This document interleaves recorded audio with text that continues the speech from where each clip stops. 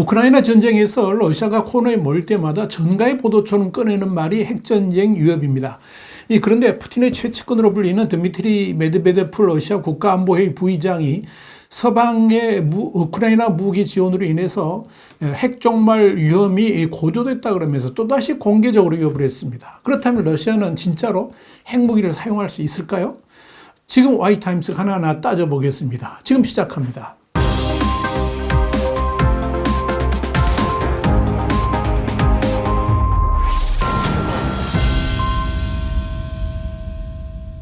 로이터 통신은 현지 시간으로 24일 베트남을 방문한 메드베데프 부의장이 러시아 국영 타스 통신에 우크라이나에 더 많은 무기가 지원될수록 세계는 더 위험해질 것이라 그러면서 우크라이나 지원 무기의 파괴력이 커질수록 소위 핵 종말이라고 불리는 시나리오가 현실화될 가능성이 높아진다라고 경고했다. 이렇게 보도를 했습니다.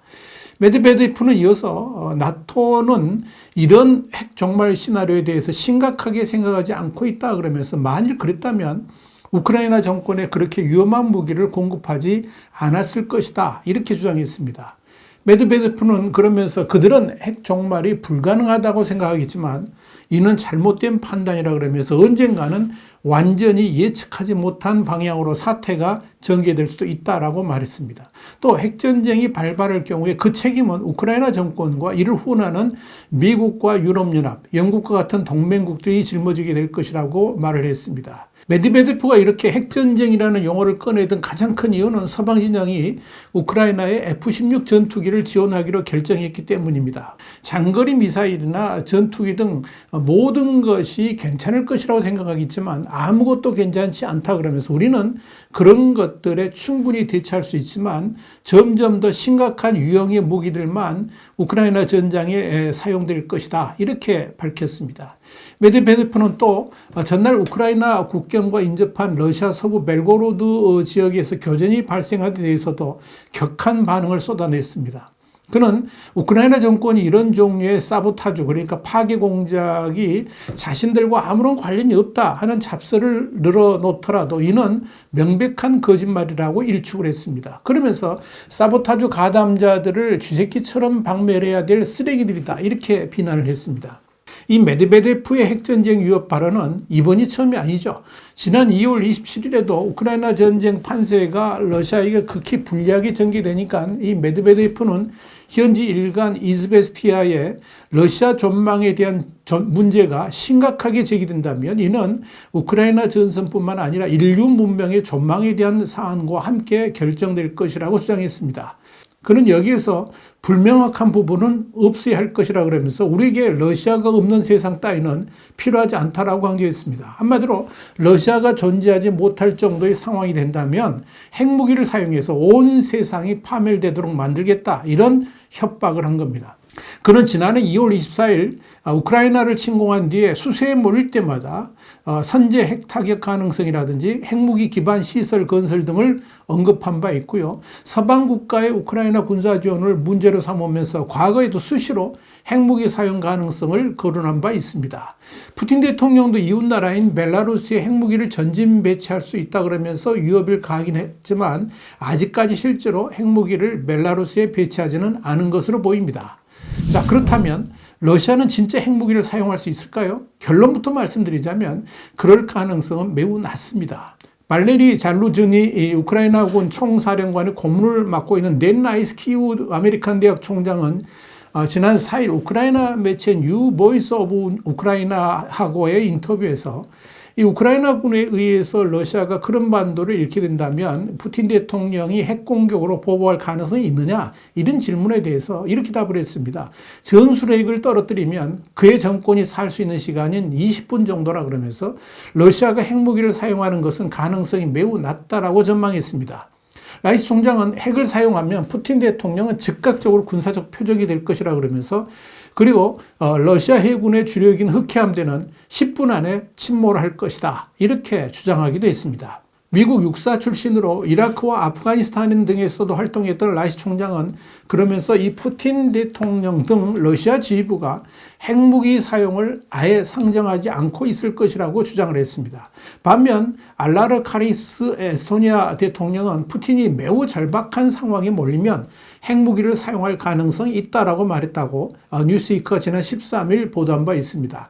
카리스 대통령은 그러면서도 푸틴이 핵무기 버튼을 누르기라는 것은 결코 쉬운 선택이 아닐 것이라고 주장을 했습니다. 그러나 현실적으로 푸틴이 핵무기를 사용할 수 있는 여건이 산산조각 났다는 평가도 있습니다. 뉴스위크는 지난 16일 러시아가 우크라이나를 향해 발사한 킨잘 미사일에 줄줄이 격추되는 순간 푸틴의 핵무기 사용 계획도 완전히 무너져 내렸다라고 평가했습니다. 다시 말씀드려서 서방의 어떤 방어 체계로도 결코 격추시키지 못할 것이라고 장담하던 이 러시아의 극초음속 미사일이 미국이 우크라이나에 제공한 패트리엇 시스템에 의해서 격추당함으로써 러시아의 완벽한 핵무기 전달 체계가 무력화되었다는 겁니다. 이와 관련해서 독일 싱크탱크인 유럽 회복력 이니셔티브 센터의 설립자인 세르게이 숨레니는 미국의 패트리엇이 러시아의 극초음속 미사일을 격추함으로써 러시아의 핵 공격 가능성은 그만큼 낮아졌다라고 평가했습니다.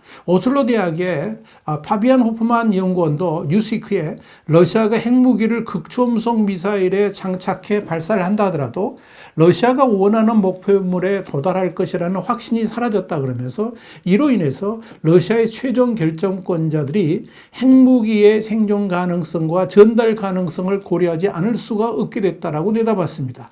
이런 러시아의 고민은 실제로 핵무기를 꺼내는 것을 상당히 주저하게 만들 수 있을 것으로 보입니다.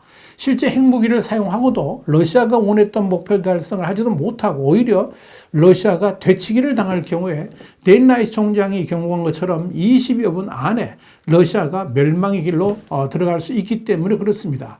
영국의 더 타임스도 현지 시간으로 22일 푸틴이 우크라이나를 침공한 지 15개월이 넘도록 지지부진한 전쟁을 치르고 있는 상황에서 핵무기 사용으로 전쟁을 끝낼 수도 있다는 욕구가 치솟기는 하겠지만 이를 실제로 꺼내들기는 매우 어려울 것이다. 이렇게 진단했습니다.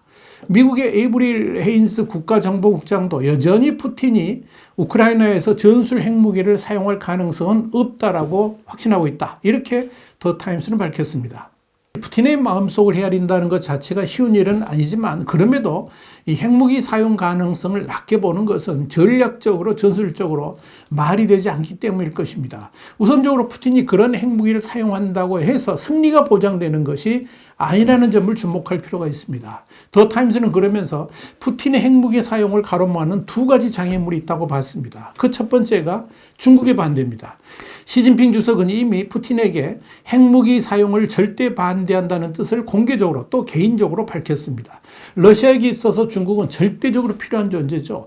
그런데 그런 중국의 뜻을 저버리고 핵무기를 사용한다는 것은 사실상 자살에 가깝습니다. 또한 그동안 러시아와 비교적 좋은 관계를 유지해왔던 인도 등의 제3세계 국가와도 단절해야 됩니다. 그런 선택을 푸틴이 할 리가 만무하다는 거죠. 두 번째 이유는 미국과 나토의 대응 가능성 때문입니다. 물론 푸틴은 우크라이나가 나토국이 아니기 때문에 러시아가 핵무기를 사용해도 미국이나 나토가 곧바로 대응하지는 않을 것이다. 이렇게 생각할 수도 있겠지만 미국은 여기에 대해서 이미 재앙적 결과를 가져오게 될 것이라고 경고를 해왔기 때문에 당연히 강력 대응하게 될 겁니다. 그 재앙적 결과가 무엇일지는 공개적으로 언급된 바는 없습니다만 나토와 러시아 간의 직접적인 충돌로 이어질 가능성이 매우 높다라고 할 수 있습니다. 그렇다면 그 결과가 어떻게 나타날지 보지 않아도 뻔할 겁니다. 지금 우크라이나군과도 제대로 전투를 벌일 능력도 안 되는 러시아가 나토군과 전쟁을 할 수가 있을까요? 여러분 어떻게 생각하십니까? 이런 점을 종합적으로 살펴본다면 러시아가 다시 핵전쟁 위험론을 꺼내든 것은 서방의 우크라이나에 대한 F-16 전투기 지원을 막아보려는 술수로 여겨집니다. 그만큼 러시아에게 위협이 될 수 있기 때문에 그런 겁니다.